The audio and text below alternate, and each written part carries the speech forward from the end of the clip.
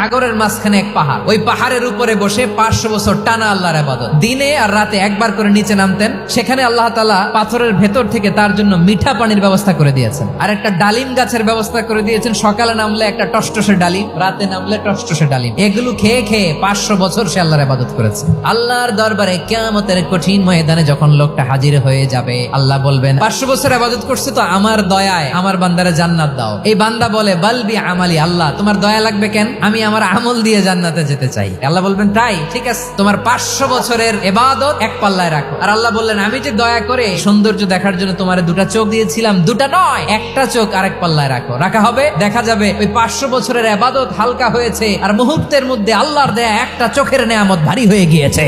ফলাফল দেখো, হিসাব বলে তুমি এখন জাহান্নামে যাবা, যাও এবার জাহান্নামে যাও। এবার লোকটা কাচুমাচু করে বলে আল্লাহ এবার আমি বুঝতে পেরেছি তোমার দয়া ছাড়া দুনিয়ায় কেউ জান্নাতে যেতে পারবে না।